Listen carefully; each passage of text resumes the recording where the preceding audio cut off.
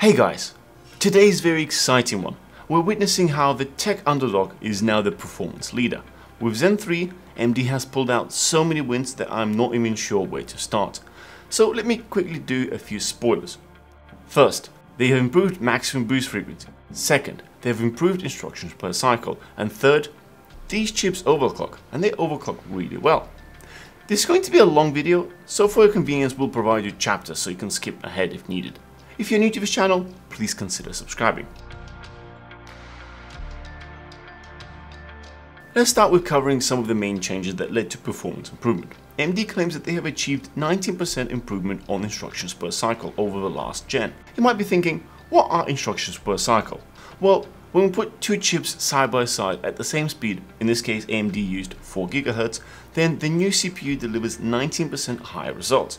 To get this, AMD has carried out an architectural redesign in terms of how the calculations are executed within the cores.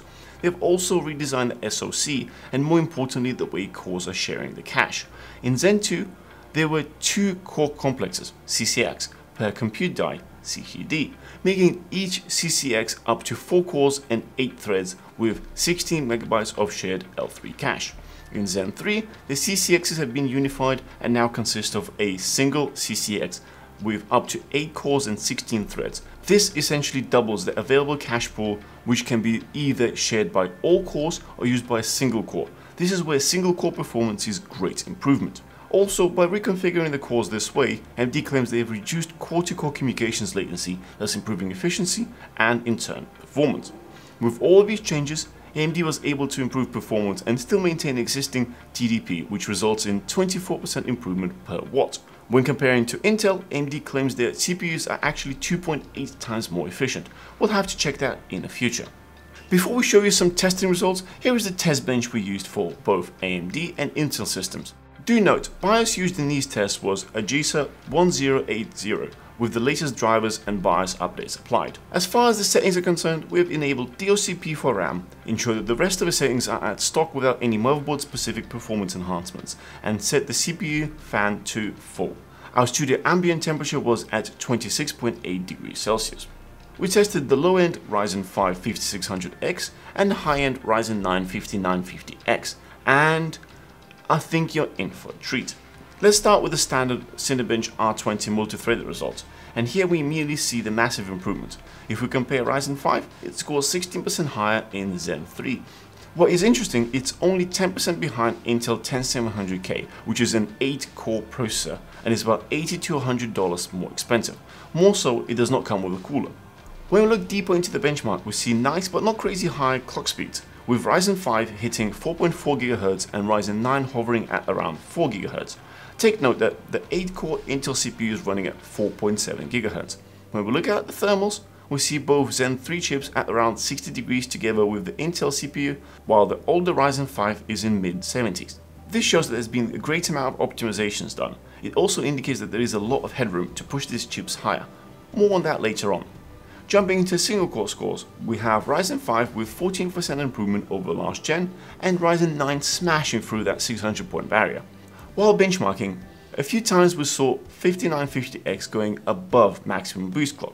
Bear in mind that historically the larger core count CPUs had to sacrifice the single threaded performance, so you could only have either loads of cores or a few very high speed cores. With Zen 3, it seems like it's no longer the case. Next we have Blender, and here in BMW and in classroom tests, providing the workloads are carried out on GPU, the results are basically identical. These CPUs have enough horsepower to load up the graphics card into being the bottleneck. And for the last synthetic test, it is 7-zip. Here we see Zen 3 Ryzen 5 with 21% improvement on compression and 18% improvement on decompression over Zen 2. Because of that, it actually beats Intel chip by 12% on compression and 4% on decompression. Considering it is 6 cores against 8, that is an outstanding performance. So far so good. What about gaming? When the new RTX cards came out, we tried to push Ryzen CPUs, but the 10700K would win every time. So until now, it was our test bench preference, but not anymore. And let's look at the reasons why.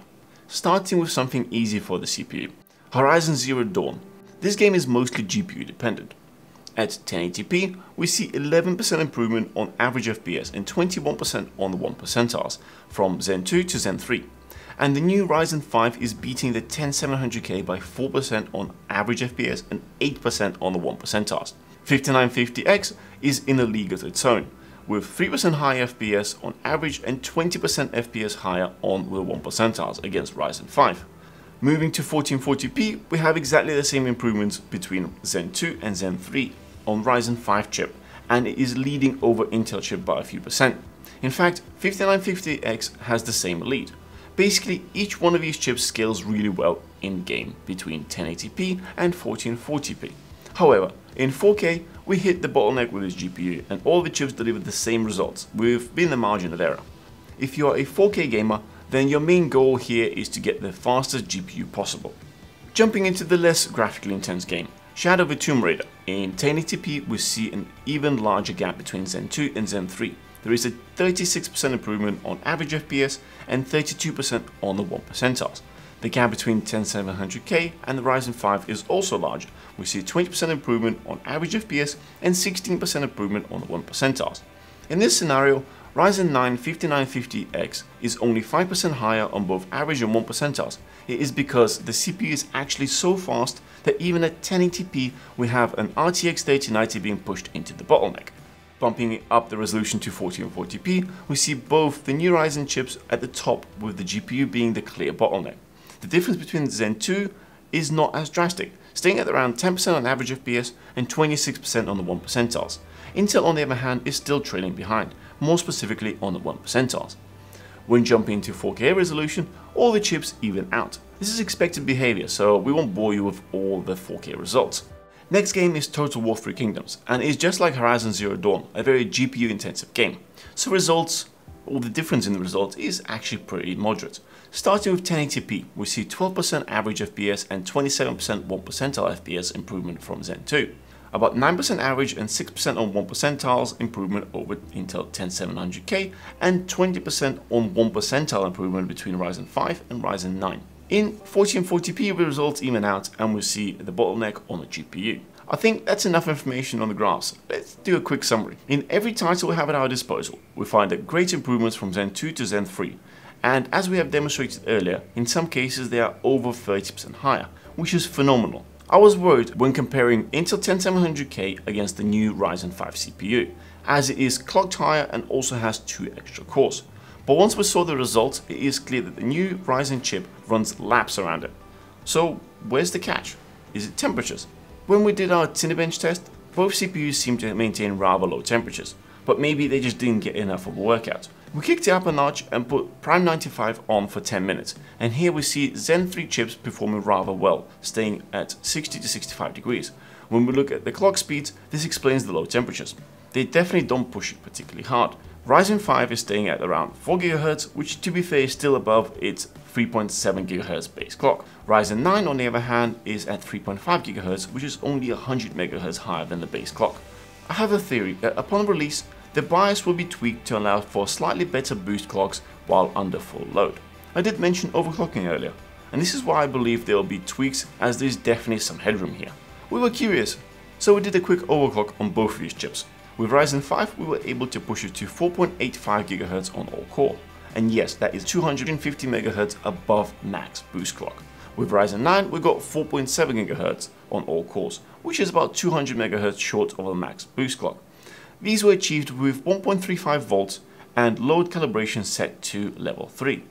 This is only a quick test. Let us know if you would like to do a full video on how to overclock Zen 3 CPUs. Anyway, let's jump into the results from Cinebench. In single core, we got about 6% more performance from Ryzen 5 and lost about 4% performance from Ryzen 9. This is almost perfect scaling when compared to the overclock amount that we did earlier. In the multi-core test, we see an 11% improvement on Ryzen 5, making it the same performance as the 8-core Intel 10700K, while Ryzen 9 gets a whopping 18% bump, as it is no longer throttling down. When we look at the temperatures, we're certainly pushing these CPUs much closer to the limit. But I think with some setting tweaks and optimizations we can bring this lower. So people who like overclocking their PCs will definitely have a great time here. At the same time, I believe AMD will give us more performance via BIOS updates after launch. Talking about BIOS, if you're using a current 500 series motherboards, just bring it up to the latest version and it'll be compatible with the new CPUs. If on the other hand you're using the older 400 series motherboards, then you'll need to wait until January 2021 for compatible BIOS updates. To sum things up, what do we think about these chips and are they worth your money? As far as performance and actually price to performance goes, hell yes. For many people out there, Ryzen 5 5600X is going to be the perfect chip for gaming and moderate productivity tasks, as it already has great performance and also includes a cooler, together with plenty of headroom for overclocking. Normally, recommending Ryzen 9 would mean sacrificing gaming performance, but AMD has turned the tables. The new top-of-the-line Ryzen 9 5950X is actually the fastest at every category: gaming, streaming, productivity, and whatever else you throw at right now. And there is nothing on the market to compete with it. Ryzen 9 is simply a smashing chip. I truly hope the new Radeon cards are as good as these CPUs. This is going to be a very exciting month. I hope you found this useful. Don't forget to smash that thumbs up and subscribe for more. We'll see you guys in the next one.